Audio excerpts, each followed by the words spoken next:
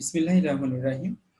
Dear student, I am Muhammad Habibur Rahman, lecturer, Department of English at Joshua Government City College, Joshua.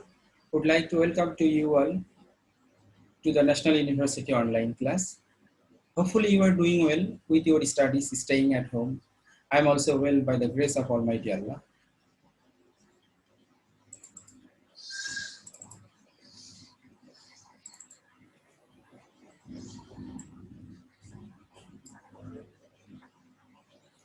Dear students, you have already known that during this corona pandemic, your university, National University, has arranged online classes for you. And as a research person, I am continuously with you with the course name Romantic Poetry. And you know, the course is for the students of, especially for the students of Master's Preliminary and Department of English.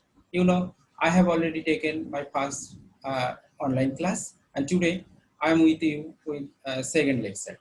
And you know, in my first lecture, I delivered a lecture on the poem Tintern Abbey, written by William Wordsworth. Today, I'm going to discuss on It Is a Beauteous Evening, a famous sonnet, also written by William Wordsworth. So let's start our main discussion. At first, I will show you the learning outcome today. You know, after completing today's class, you will understand about this introduction to poet, poem, and summary, subject matter, theme, from specialty, and at last you will find the NU question analysis that will be very much helpful for your exam. So I hope you will attentively follow my lecture. So at first, I will show you the introduction to poet. Actually, in my first lecture, I also show you this slide, introduction to the poet. You know, William Wordsworth, today's poet, and this is his famous definition of poetry. Poetry is the spontaneous overflow of powerful feeling. And you know, William Wordsworth, the poet of nature, and he belongs to a romantic age, you know, romantic age that starts in 1798 to 1832. So he's very famous. So as I discussed about it in my previous lecture, so that is why I should skip. So now I will show you the introduction to the poem. So here you will find the name. It is a beauteous evening, calm and free. You will see that image here, and written by William Wordsworth. And basically, it is a sonnet. You know, sonnet. We will discuss about sonnet later. So it is somehow a remarkable poem of William Wordsworth.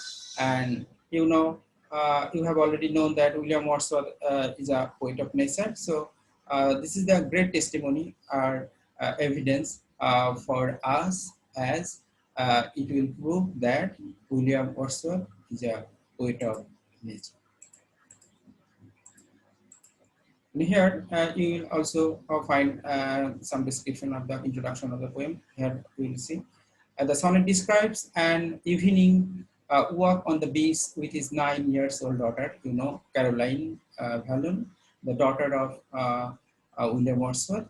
And here Wordsworth reflects that if his young daughter is seemingly unaffected by the majesty of this scene, it is because being young, and she is naturally at one with nature.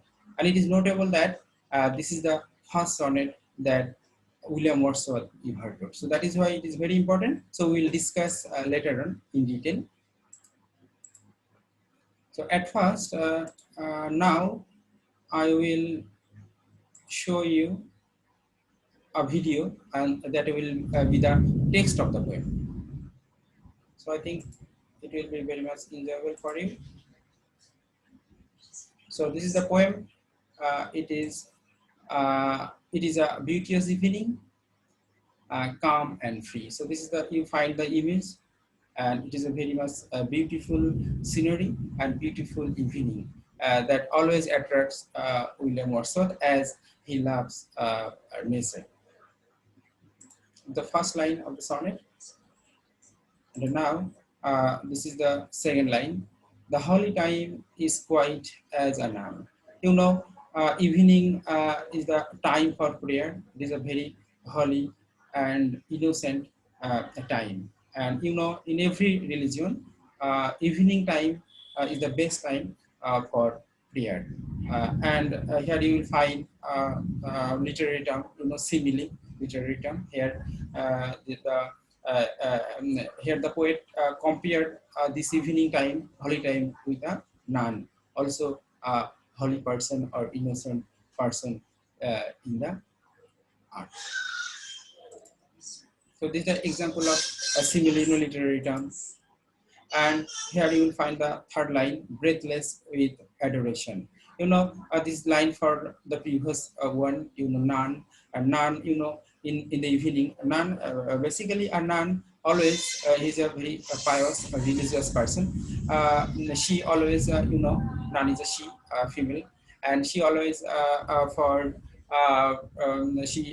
she is very much active always for the prayer for God.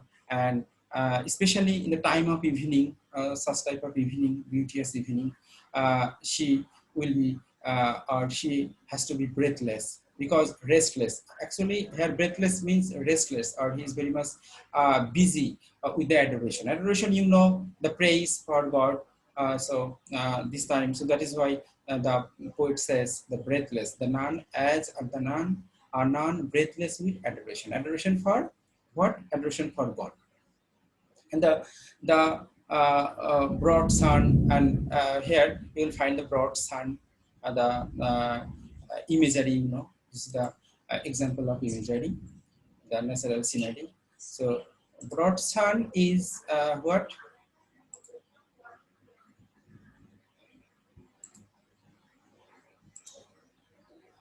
So here we find the broad sun is sinking down in its tranquility. It is very much known to us that the sun in the evening, it is sinking down in the tranquility, in calm. So that is why the poet says the broad sun is sinking down in its tranquility.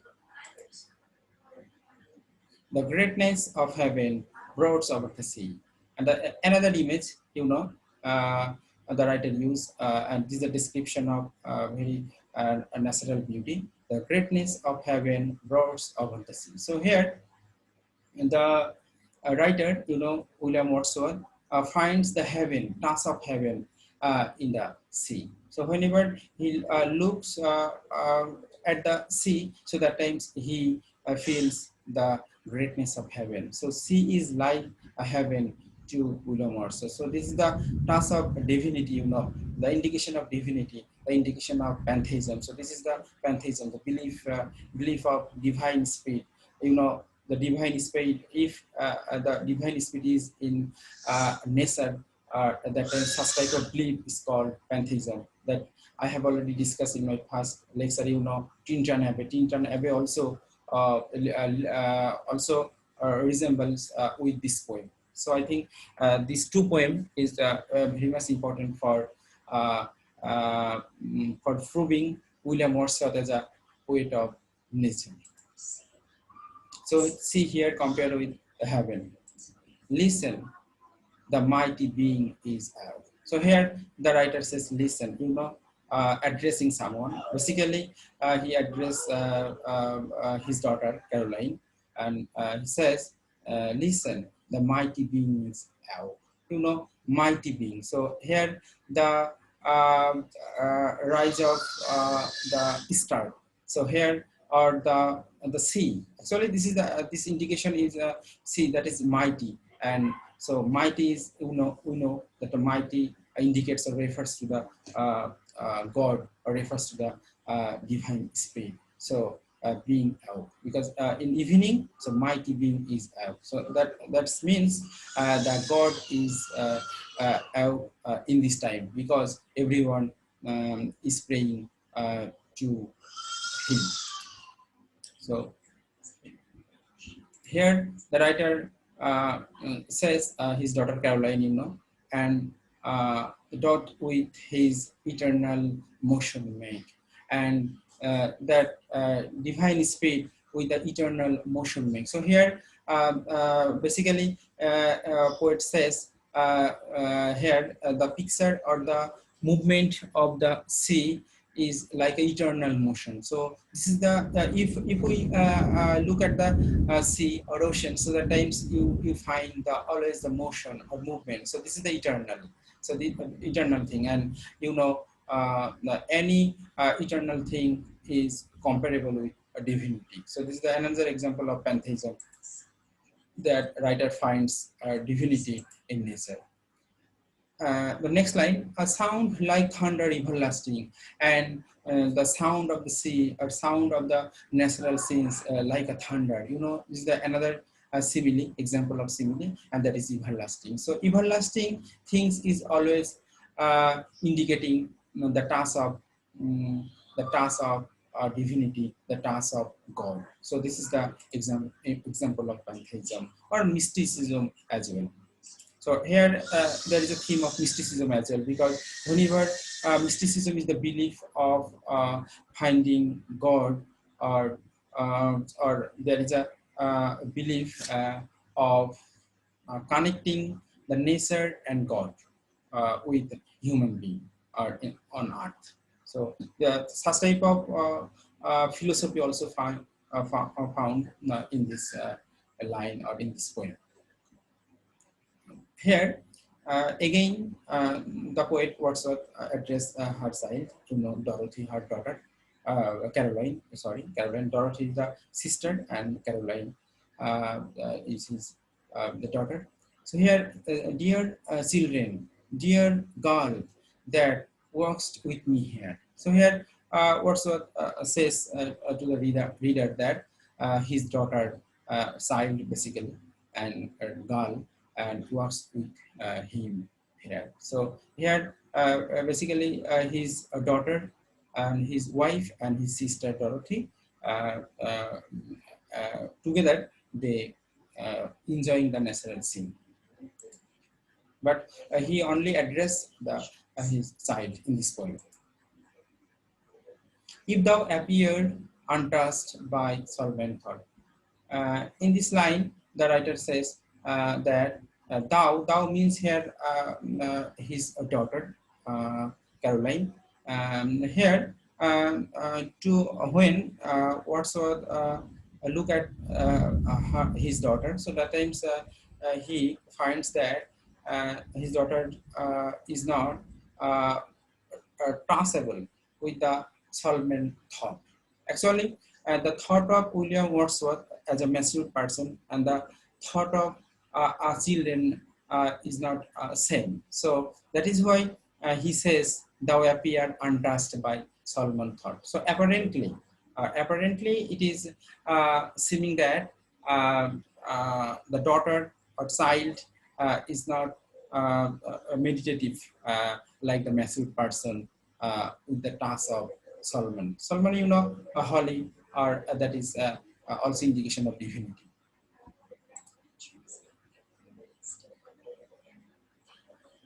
The nature is not therefore is divine. But here the writer says, though his child or his daughter is not tasked with divinity, seemingly or apparently, but he says that her nature, her means the symbol of daughter, a symbol of here children as well.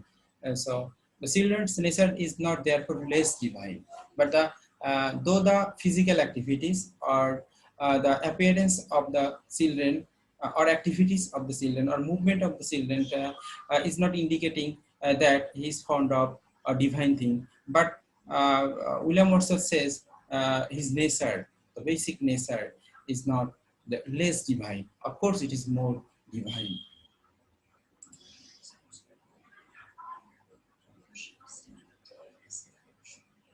The next line, you say, "Thou liest in Abraham's bosom all the year." So here we'll find the main idea that thou means his daughter, Caroline, or symbol of children. So as a children, children is always children are always lie with Abraham bosom. You know Abraham. You know this is the name of a holy person, also related to God. You know Abraham, and you will find this name in Holy Bible, Abraham. So such type of this is also another literary term. Whenever any famous name or famous person, whenever you will use in a poem, so that times this such type of indication or such type of use is called allusion. So Abraham's mention of Abraham's in this poem is the example of allusion. So Abraham's is the holy person. So and this is the divine person who always related to the heaven. So that is why children, here the writer says, children always lies in Abraham bosom. So that is a divine blessing. Bosom, blessing or friendliness. So here children, Wordsworth said, children always have the task of heavenly blessing all the year. So this is very important line, I think. And uh, worships at the temple's inner shrine. And temple is a very holy place and innocent place and pure place, and there the only access for children, their worship, and God being with thee when we know it not. And of course always seemingly or apparently we it may be appeared that children yeah, God is not with children, but as a mature person we may not understand about this, but William Wordsworth says God always with thee means here the children or the child, and when we know it not, we means here that we the mature person, worldly person, so adult person. So as an adult person we may not we do not may not understand about the fact that God is always with the children. So this is another a very important theme, and also a theme of this is also a theme of it may be called mysticism. So this is the text for our poem. Now I will show you the next slide. So this is all for the text of the poem. Now we will discuss about the poem. So here you will find the images of these things. The speaker talks about the sun shrinking into the horizon. So this is the speaker talk about the gentleness of the sea. So the speaker says about the sun, and here you find the seas, and the speaker relates how we can see the quiet and peace of the evening, and yet we know it is there to not seeing God and knowing He is there. So this is very important idea of the poem. So now I will discuss about form and writing style of the poem. So basically, I have already told you that this is the sonnet. So as a literary device, of course we should know about the sonnet. So sonnet is 14 line iambic invention. Iambic, and that is a poetic invention written in iambic pentameter. So this is a very important. Sonnet 14 lines. One kind of poem. There will be 14 line and written iambic pentameter. Iambic, unstressed and stressed foot will be called iambic, and pentameter, 5 feet consists of, or 5 feet is called pentameter, and iambic, unstressed and stressed syllable. So this is the prosody, very important. So this poem is sonnet and 14 line.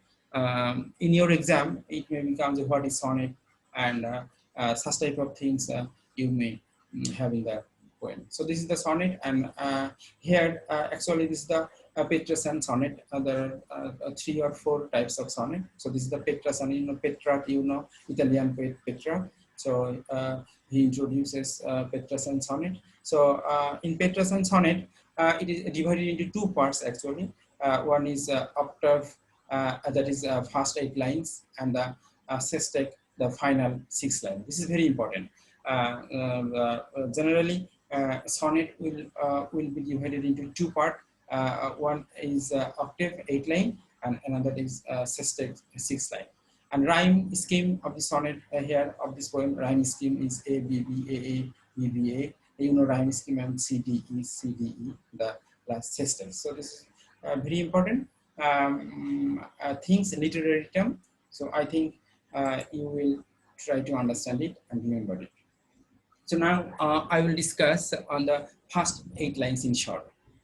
In past 8 line, actually in the text, the speaker says how he feels when he sees a beautiful evening while the sun is nearly sinking down, and he expresses the atmosphere as a gentle and calm. So this is the first 8 line, and he compares the time of day to a nun who adores God. You know, nun always adore or praises or praise God.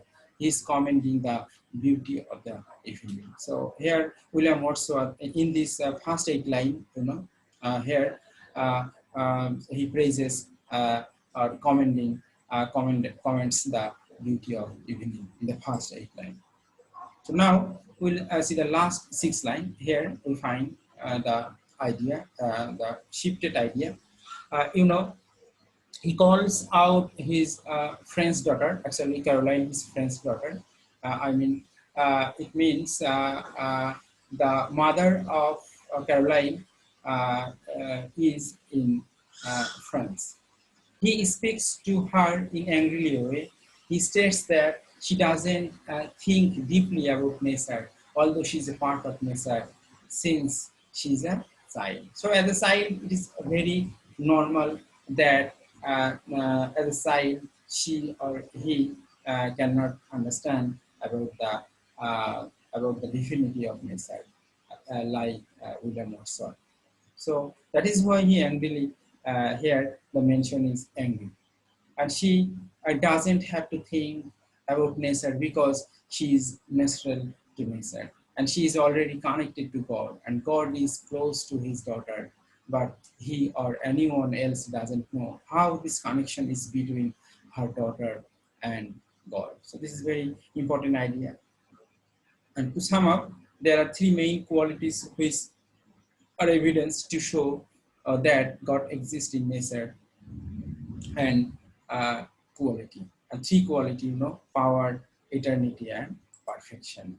So this is the story or summary.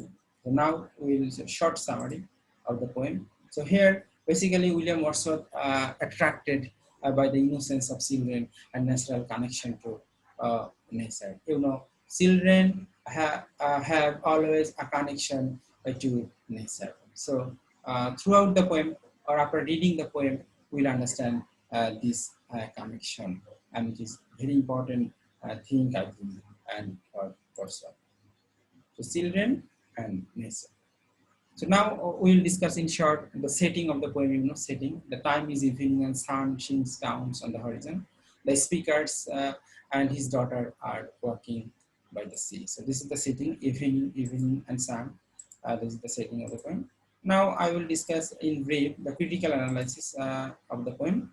So here, basically, here in the poem, we'll find the description of beautiful evening scene, and a sonnet goes for an aesthetic pleasure here, and a simple walk along the beach with the religious power Wordsworth feel in nature. So this is the image you can imagine. So this is the imagery. Actually, the poem is full of imagery. Whenever you will go through the text, so that times you have a lot of images in your mind. Here, the poem basically gains even more power when the reader learns that the child Wordsworth works with is his daughter Caroline. Actually, the child works with Wordsworth is his daughter, and the name his daughter is Caroline, whom he has not seen in 10 years because he has been separated from her and her mother by the war in France, for the French Revolution. So that is why there is a separation for her mother with his father Warsaw. So that is why there is no connection with his father for 10 years. So after 10 years, they are together, and this is why they are enjoying the such type of natural thing. The child's innocence is inspirational, and even though she's not actively considering the power of nature that surround them, she's a part of it. Uh, Nevertheless. And because for Warsaw, the very fact of being nature is enough to inspire the power of religious experience. He envisions his pure daughter standing alongside God, as if she has been accepted into heaven well before the hour of her death. So this is the very important idea of the poem. So now we will discuss some theme of the poem here. The divinity. Divinity is the main theme of the poem here. We will find Wordsworth basically Wordsworth believed the nature provided an opportunity for man to connect more deeply with the divine. So this is the divinity. This is the concept of pantheism that I have already discussed in my past lecture. You should follow there. And this poem combines the author's two main loves for nature and God, and he seems to say that they work together, each one enhancing the appreciation for the other. So this is the connection. So divinity, what is divinity? So divinity is the connection between God and nature. So another topic is benefit of nature. So benefit of nature actually the ability to evoke a scenario and peaceful contemplation in its observation. So if you go to the nature, so at that times you will have the sense of contemplation or meditation. That is very important to think something new or innovative. So here, this is the benefit of nature that provokes our wisdom. So now we'll see another theme. So nature as a creative force. Actually, nature is always a creative force. So creative. If you want to create something new, so that times you have to go to nature. According to Wordsworth, if you want to go to nature, so that times you have a lot of idea in your mind. You have the chance to meditate, and that inspired you to create something new.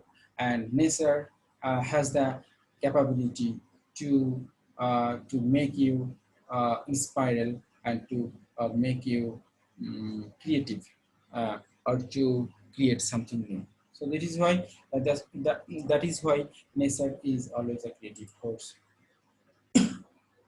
to William Wordsworth. So now another beneficial influence of nature. Nature affect human mind in a good way. If we have a good relationship with nature, so that times we can easily connect the spiritual and social world. And importance of children in nature, and children is always innocent and they are a part of nature, and God is always with them, but no one explains the connection. So this is the another important thing. And the sunset, another important thing. The Wordsworth praises the calmness of the evening. He also likes the fact that it is free, a time of pleasure. He compares sunset to worship. The image of the nun shows how sacred evening is. It is like a temple, and he suggests later in the poem. So this is the, and I also find the task of heaven with the evening. So evening time is the heavenly time. Evening time is a beauteous time.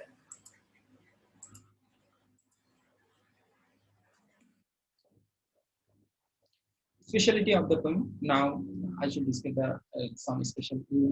The technique of the sonnet is common. The imagery, it is a full of imagery, and it is directly like Trinity. Sorry. In my first class, I have already discussed the Trinity. This poem has a quite a resemblance with a Trinity. And this poem, so this is the another, and it is special because William Wordsworth is the poet of nature, and the poem suggests that greatly. So that is why this is special. And another specialty, the poem here, actually, this is the, you will find in this poem, the writer Wordsworth personal life. Because here, the poem is very much subjective.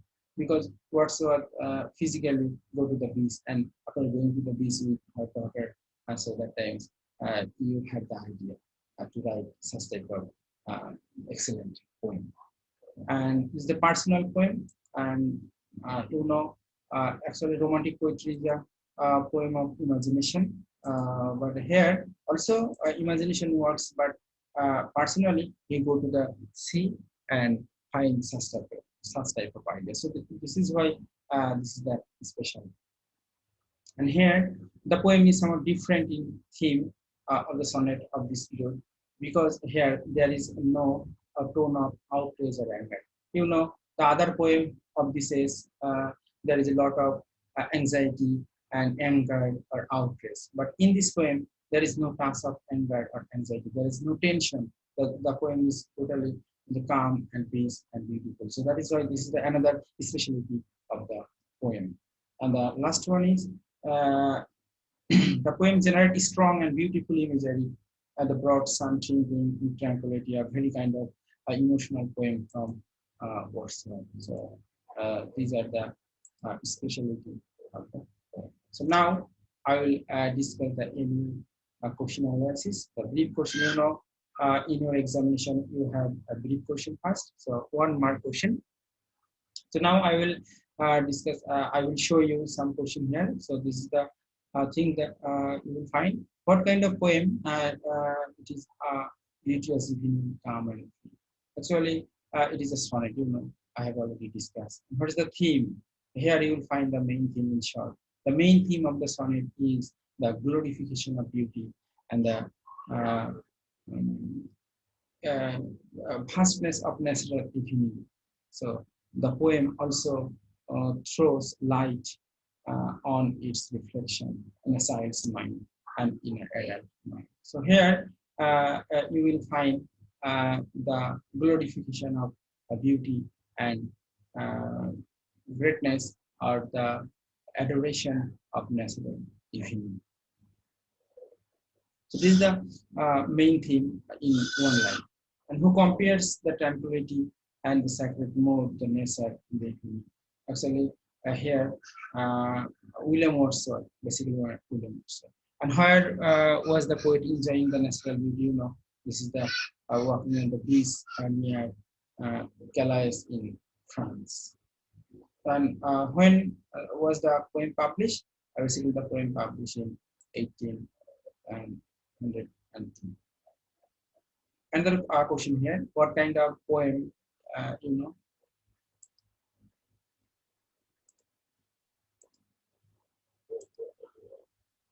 So here, another question here: who accompanied the poet in his evening work? I have already discussed, Dorothy, the sister of William Wordsworth, uh, and his beloved wife, Anity, and his wife, and their illegitimate daughter. Actually, there is no legislature, or there is no legality of the marriage of William Wordsworth and Anity. So this is why the daughter is called illegitimate, and Caroline the illegitimate, Caroline's France, France.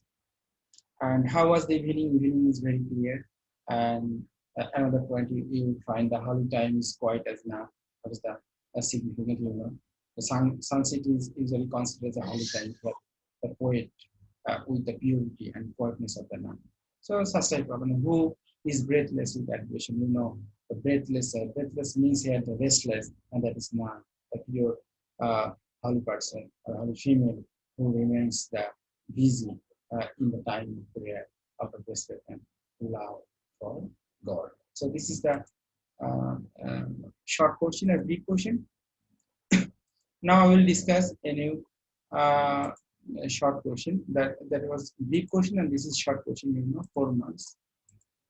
So here some question. So I think you will follow. So such type of question, Caroline, mysticism, Abrahamism, I have already discussed. You may have the explanation. So I think uh, if you follow my previous slides, so you will have all the answer or idea or clue of the answer of the question. So now I will show another important slide here. You will find the broad question, part C, 10 marks. Here, there is an important question for you. Justify it is a beauteous evening, calm and free as a romantic poem. So our the name of our course is romantic poetry. So we should know about the characteristic of romantic poetry. And here we have the chance to know about the characteristic of romantic poetry. So basically, in romantic poetry, uh, romantic means here or in the history of English literature, romantic is synonymous to imagination. Imagination. So the main characteristic is imagination, and then love for nature. And nature is very important key role. There will be key role for love for nature, and for nature, William also is famous. Another important characteristics of romantic poetry, that is supernaturalism, and William S.T. Coleridge, Samuel Taylor Coleridge is famous for supernaturalism. And also, of course, this characteristics finds another writers as well, but this is the specialty uh, for the S.T. Coleridge. And nature is the specialty for the William Wordsworth. And subjectivity. So every writer has the subjectivity. This is the poem also. This poem is called subjective poem because the personal things is described in this poem. The sublime, that will be sublime deep, and the reaction is the neoclassicism. The pure that is before romantic is, that is neoclassicism. So there will be no indication of neoclassicism in romantic poetry. So that is why reaction against neoclassicism is called romantic. And melancholy, melancholy or sadness, also another important characteristics. And medievalism, medievalism, the middle period, the task of middle period, or indication of medievalism, also found in the modern poetry, Hellenism. So I think these four characteristics is very common for all the romantic writers. So with this point, you have to discuss this question with reference to the poem. So whenever you will write down a such type of question in with using this point, so that times your writing will be highly appreciated. So I think this point also will be very much applicable for the another questions that is coming in the next class. So that is why I think we have the chance today, and that is all for discussion. So this is the source, so from here, I will collect the information. So you can use, we should use internet, and that is very much helpful for us, and not only for your academic study, but also for your job preparation. You should follow the YouTube or internet. That is very much essential for us. So I think that is all for today. And in the next class, I will discuss on another two poems of William Wordsworth. And I think William Wordsworth, these three classes will be for William Wordsworth. And you have another three writers, and within 10 classes, I will complete this course. So till then, Allah Hafiz, happy learning.